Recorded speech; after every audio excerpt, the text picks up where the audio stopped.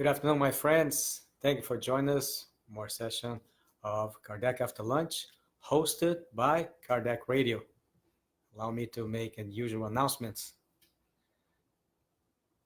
Take your time, download the app, Kardec Radio app for Android or iPhone, and listen to Kardec Radio programs and podcasts. Also, feel free to send questions or comments to Kardec Radio's Twitter account. And remember that all of this work is done by volunteers, but there are costs associated with web and app hosting, along with broadcast and publishing. So if you're able to, please be kind and donate so this work of love may continue for many years to come. So thank you for your patience as I was coming back for the end of the year celebrations and some appointments, and could not fulfill some of my obligations to this platform. But we are back here, and as customary, we're going to be reading from one of Kardec's books. In this case, we're going to be reading from the Medium's book and do a little reading and commentary. And the reason we do this very simply, very, I guess you could say off the cuff, is to try to really show to you that it is simple to start. You just need the will.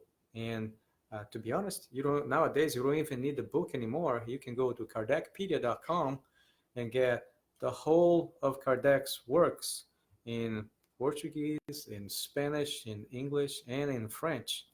So we're going to be doing this, like I said, during the day, because I would like to reach you exactly during your daily routine so you can benefit from going over some of this knowledge, right? Because the knowledge itself is good, but you will really benefit from the application thereof, right? And so I like to say it's easy being a spiritist at the Spiritist Society or the Spiritist Study Group, but what we excel really is trying to live by this doctrine outside of that place. So during your day-to-day routine with your family, your co-workers, in that case, we try to reorient our thoughts, our words, and our actions to fall in line with His will, not ours. So if you happen to have this edition of the book, Medium's book, you can open it up on page 127.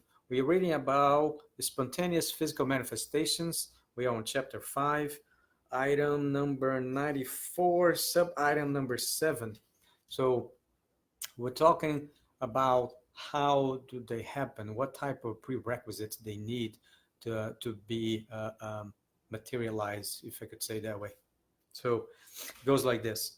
Number 7, since spontaneous manifestations are often allowed and even caused for the purpose of convincing disbelievers, it seems to us that if some of those individuals were themselves their target, they would be forced to yield to the evidence.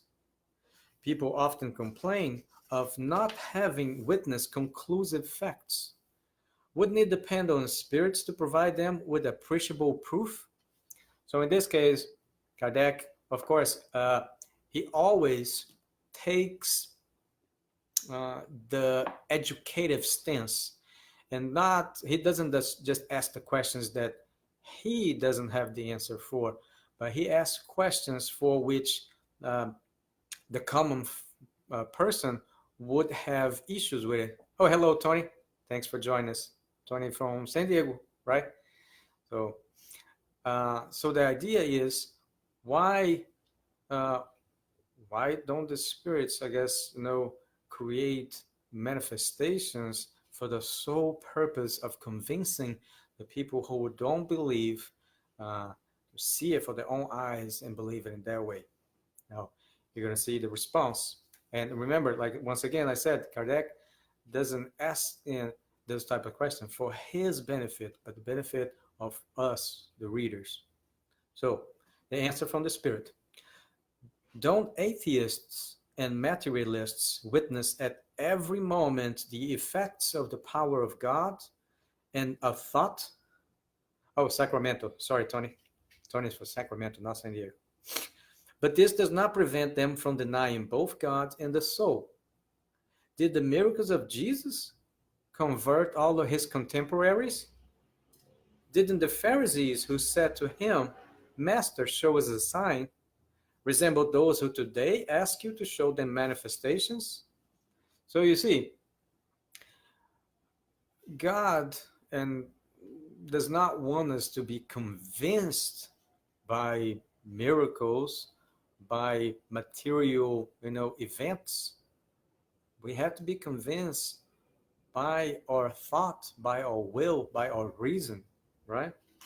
Let's continue.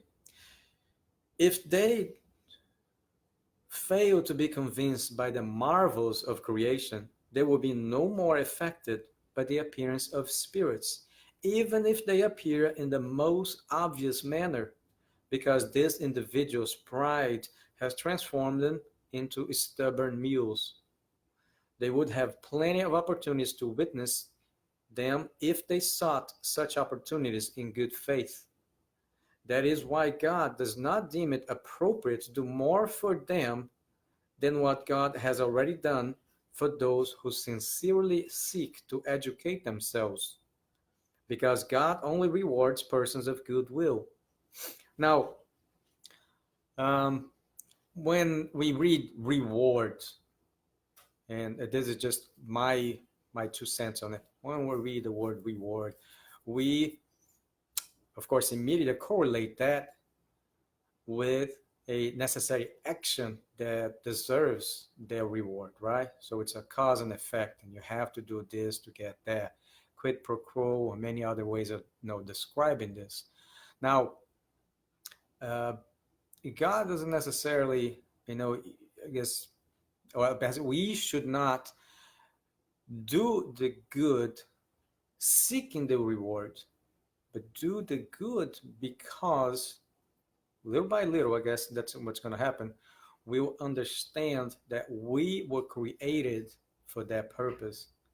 So some people do, however, they say, fake until you make it, meaning you're going to be doing good outwardly without feeling the need for it or the conviction for it, but you're going to be doing, you're going to be repeating that process for so many times until you actually believe in it.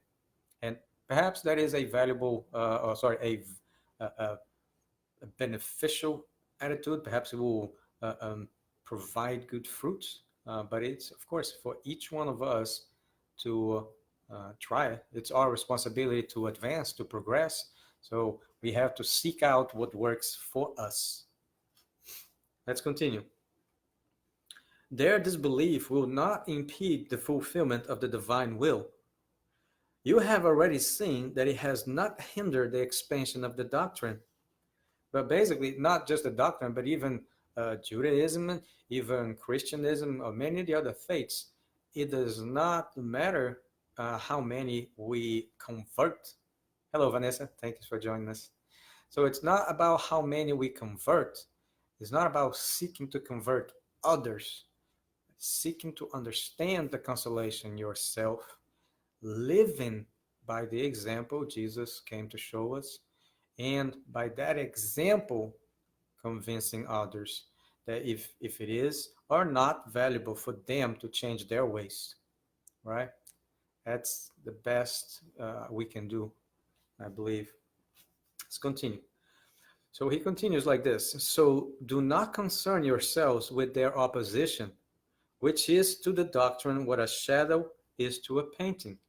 It lends it greater relief. What would be their merit if they had to be convinced by force? God leaves to them the responsibility for their own stubbornness, and this responsibility is heavier than you might think. Fortunate are those who believe without having seen, said Jesus, because they do not doubt the power of God. So that brings to mind a scene recently from, of course, many movies about that, but the encounter of Jesus and his disciple Thomas, which will be Saint Thomas, and uh, you know, and Jesus mentioned that, like, blessed are those who believe without seeing it, because Thomas, I guess, was the idea of like, well, I have to see it to believe. So it is for our benefit that God does not forcefully convince us. Hello, my wife. Thanks for joining. Love you. So it's for our benefit that God does not convince us forcefully because it will have no merit, right? That way. Continue. Number 8. Do you think would be appropriate to evoke that spirit in order to ask it for a few explanations? And the answer is evoke it if you want to, but it is of a low order and its answers will be quite insignificant. So another, I guess, point to note is just because we are discarnate or we separate our soul from the body or perispirit, uh, that does not grant us, a upgrade of morality, of intellect, or um, any of those that are commonly associated. We just little by little we will gain a better insight, or senses will be more, I guess, free from the body for the dense envelope that we currently reside in. But you're not gonna achieve bliss, just by separating, yourself from your body. Uh, Meaning that the opinions that you have now will likely be very much the same opinions you will have after death. So if a spirit who was incarnated in a body was not of a developed, level of intellect, of morality, of spirituality, he or she, as a spirit, will remain at the same level, and his or her contributions to a communication that's done, in a mediumship manner, will also be of the same level. We have to, and it's our responsibility to gauge the communications based on their effects, the enlighten or educational or moralizing effects. And if they have none, then we'll just brush it aside, right?